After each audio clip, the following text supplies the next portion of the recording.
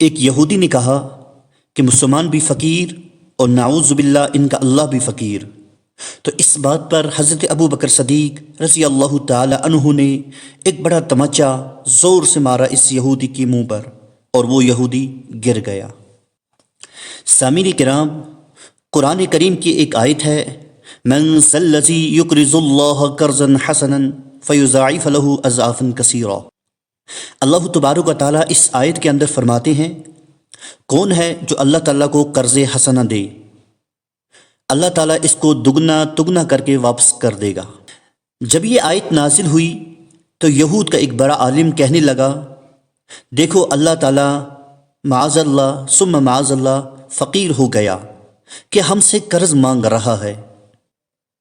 حضرت ابو بکر صدیق رضی اللہ تعالی عنہ ایک جگہ تشریف لے جا رہے تھے تو یہودیوں کی مجلس کی طرف سے گزر ہوا، تو وہاں یہودیوں کا ایک بڑا عالم موجود تھا، اور ان کا دوسرا عالم جس کا نام فخاص تھا وہ بیان کر رہا تھا۔ اس عالم فخاص نے جب حضرت ابو بکر صدیق رضی اللہ تعالی عنہ کو دیکھا تو تانا دینے لگا کہ دیکھو مسلمان بھی فقیر اور ان کا خدا بھی فقیر۔ حضرت ابو بکر صدیق رضی اللہ تعالی عنہ بڑے رفیق القلب تھے، نرم مزاج تھے، لیکن اسلامی غیرت سے برداشت نہ کر سکے۔ آپ کو اس بات پر اس قدر غصہ آیا کہ ایک ایسا بھرپور تماچا مارا جس سے وہ یہودی نیچے گر گیا اور وہاں سے بھاگا۔ اب بھاگ کر کہیں چھپ جاتا، لیکن ایسا نہیں ہوا۔ وہ یہودی سیدھا حضور اکرم صلی اللہ علیہ وسلم کے پاس شکایت لے کر پہنچ گیا، اور حضور صلی اللہ علیہ وسلم سے کہا کہ دیکھو ابو بکر نے بلا وجہ مجھے تماچا مارا۔ پہلے تو حضور اکرم صلی اللہ علیہ وسلم نے یہی سمجھا کہ جن کی شکایت لے کر آیا ہے وہ حضرت عمر ہوں گے، اس لیے کہ استاد شاگردوں کی رگ رگ سے خوب واقف ہوتا ہے۔ تو آپ صلی اللہ علیہ وسلم نے فرمایا، کیا عمر نے مارا؟ اس یہودی نے کہا نہیں، وہ ابو بکر ہی ہیں۔ تو حضرت ابو بکر رضی اللہ تعالی عنہ سے کہا کہ یہودی شکایت لے کر آیا ہے، تم نے اسے مارا ہے؟ حضرت ابو بکر صدیق رضی اللہ تعالی عنہ کہنے لگے، یا رسول اللہ صلی اللہ علیہ وسلم، میں نے مارا ہے اور دل چاہتا ہے کہ ایک تماچا اور ماروں۔ آپ صلی اللہ علیہ وسلم نے فرمایا، کیوں مارا؟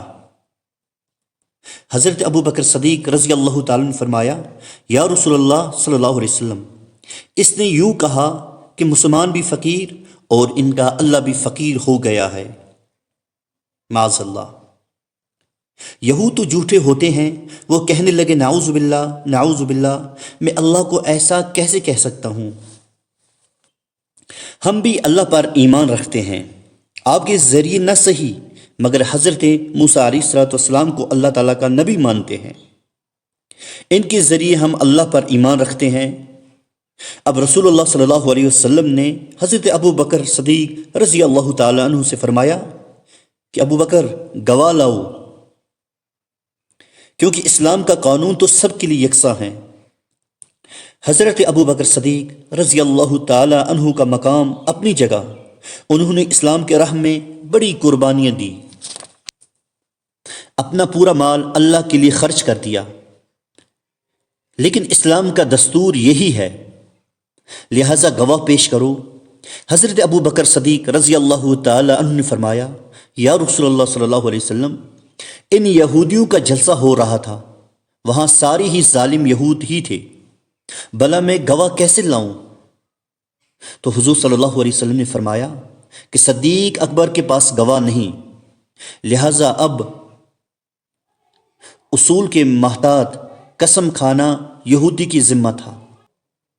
اس بدبخت یہودی نے قسم کھا لی، جھوٹی قسم، کہ میں نے اللہ پاک کی شان میں یہ لفظ نہیں کہا۔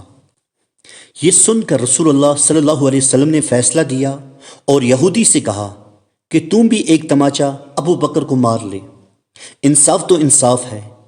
وہ یہودی بدلہ لینے والا تھا ہی کہ اوپر سے جبرائیل امین آ گئے تازہ وحی لے کر۔